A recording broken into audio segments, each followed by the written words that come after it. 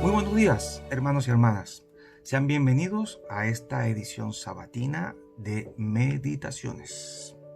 Hoy la Iglesia recuerda a un gran moralista y un gran defensor de la doctrina mariana en nuestra Iglesia, San Alfonso María de Ligorio, obispo y doctor de la Iglesia.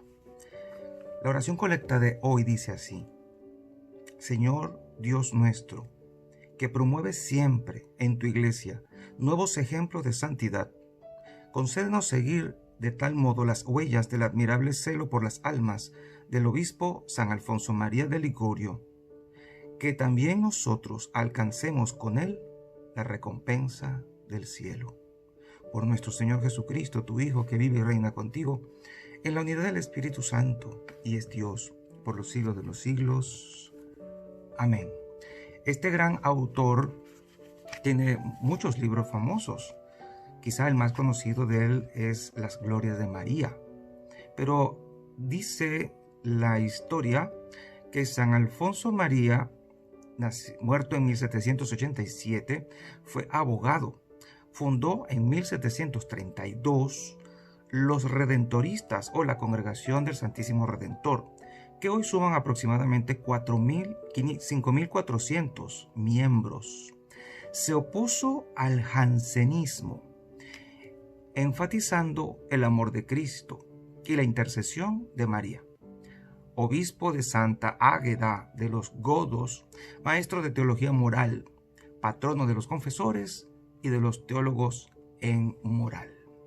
Vale la pena destacar que el jansenismo fue una corriente cristiana puritana que se extendió en los Países Bajos, entre Francia, Italia, y que era caracterizado básicamente por considerar mucho lo del pecado original, lo de la depravación de la raza humana, y de que solo la gracia nos salva, y eso concedida a unos pocos elegidos desde su nacimiento, por lo cual pues ellos creían en la predestinación y no en el libre albedrío, no en una llamada universal a la salvación y a la santidad. Por eso la Iglesia consideró herejía al jansenismo, contra el cual Alfonso María de Ligorio luchó bastante.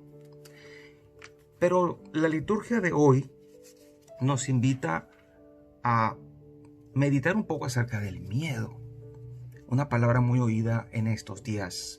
Padre, tengo miedo del futuro. Padre, tengo miedo de la enfermedad, del virus. Si me da el COVID, ¿qué voy a hacer? Padre, tengo miedo a quedarme sin trabajo. Padre, tengo miedo de lo que va a venir. Se dicen tantas cosas. ¿Será que se va a acabar el mundo? Padre, tengo miedo. Pero dice la primera carta de Juan, en el capítulo 4, versículo 18, que el miedo o el temor es echado fuera por el amor. Tener miedo es propio del ser humano, pero no podemos actuar por miedo o en base al miedo. Es una pasión que está allí, y todos los santos y la gente a la cual se le llama valiente no es porque no hayan tenido miedo, sino porque no se dejaron controlar por este y pusieron su confianza en Dios. El evangelio que nos presenta hoy la liturgia es el de Mateo 14, versículos del 1 al 12, que quizá ya lo hemos revisado antes, pero es interesante volver a tocarlo hoy con esta particularidad que les acabo de mencionar. En aquel tiempo, el rey Herodes oyó lo que contaban de Jesús y les dijo a sus cortesanos: es Juan el Bautista, que ha resucitado de entre los muertos, y por eso actúan en él fuerzas milagrosas. Herodes había apresado a Juan y lo había encadenado en la cárcel por causa de Herodías, la mujer de su hermano Filipo, pues Juan le decía a Herodes que no le estaba permitido tenerla por mujer, y aunque quería quitarle la vida, le tenía miedo a la gente, porque creían que Juan era un profeta. Pero llegó el cumpleaños de Herodes y la hija de Herodías bailó delante de todos, y le gustó tanto a Herodes que juró darle lo que le pidiera. Ella, aconsejada por su madre, le dijo: «Dame sobre esta bandeja la cabeza de Juan el Bautista». El rey se entristeció, pero a causa de su juramento y por no quedar mal con los invitados, ordenó que se la dieran. Y entonces mandó degollar a Juan en la cárcel. Trajeron pues la cabeza en una bandeja, se la entregaron a la joven y ella se la llevó a su madre.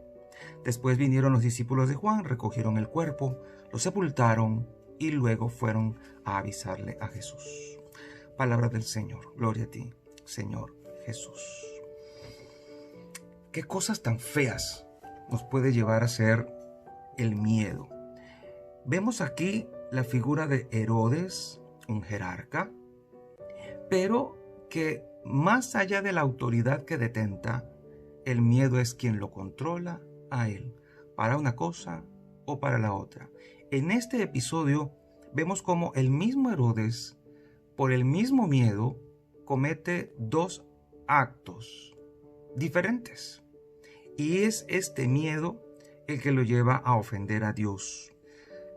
Es interesante ver cómo primero no quiere matar a Juan por miedo a la gente y se abstiene, pero luego lo manda a matar por miedo al que dirán, porque realmente él hizo una promesa en público y dice aquí claramente que por no quedar mal con los invitados ordenó que le dieran la bandeja, en una bandeja, a esta niña que bailó muy bien.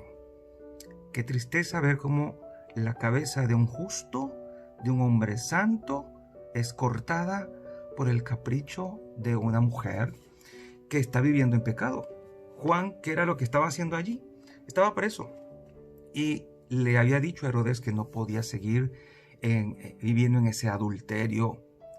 Y podemos tomar incluso como paralelo la primera lectura del día de hoy, que es tomada del libro de Jeremías en el capítulo 26, donde planean la muerte de Jeremías. ¿Y por qué planean la muerte de Jeremías? Porque le ha dicho a los jefes y al pueblo que no pueden seguir viviendo como están haciéndolo, que si no su ciudad va a ser pues destruida, y habla cosas fuertes acerca de la conducta mala de la gente de su tiempo y por eso lo quieren matar. La conducta del profeta Jeremías y la de Juan, que es el último profeta del Antiguo Testamento, concuerdan a la perfección. Él pone su vida en riesgo por decir la verdad, por denunciar el pecado. Pone su vida en riesgo y le cortan la cabeza precisamente por los caprichos de la gente que se deja llevar por las pasiones y que hace promesas que están más allá de lo normal. Esto que hizo Herodes fue un exabrupto, ofrecer hasta la mitad de su reino por un baile. Lo que puede hacer el miedo. El miedo pues entonces nos controla, es un sentimiento voluble. Hoy nos hace hacer una cosa, mañana nos hace hacer otra, pero nosotros no podemos actuar por miedo. Seguramente Juan tuvo miedo, es humano, pero él no se dejó llevar por él. Él puso su confianza en Dios, y aquella persona que vive de ordinario en la presencia de Dios, pues no sucumbe ante el miedo. Podemos hacernos una pregunta: ¿dónde aprendió Juan a no dejarse llevar por el miedo? Recuerden que Juan fue un asceta, se fue al desierto y allí vivió de una manera muy ruda, comiendo saltamontes y miel y vistiéndose con piel de camello. En el desierto, Juan aprendió a encontrarse con Dios y consigo mismo, y aprendió a vencerse a él mismo. Hoy día nos hace falta un poco de ascetismo, de aprender a vencernos a nosotros mismos. Por el contrario, la corriente del mundo hoy no va por allí, sino básicamente va por el lado opuesto: aprender a consentirse uno mismo, a complacerse uno mismo, a darle al cuerpo lo que le pida, dicen algunos. Esta corriente no nos va a dejar sino una generación de gente maleable, una generación de gente débil y frágil emocionalmente, conductualmente, que no va a ser capaz, tal vez, digo tal vez porque pueden pasar cosas inesperadas, de enfrentarse a grandes situaciones de problema, grandes retos. Esto que estamos viviendo, lo del coronavirus, es realmente un reto para todos los cristianos. Ver cómo vamos a actuar, ver cómo vamos a resistir. Tantas veces que se ha dicho de refugios debajo de la tierra para en el caso de que ocurriera una hecatombe atómica y tuviéramos que vivir debajo de la tierra no sé cuántos años, y hay películas acerca de esto. Hemos experimentado una breve probada, un bocadito de lo que podría llegar a ser una cosa así, solamente diciendo quédate en casa.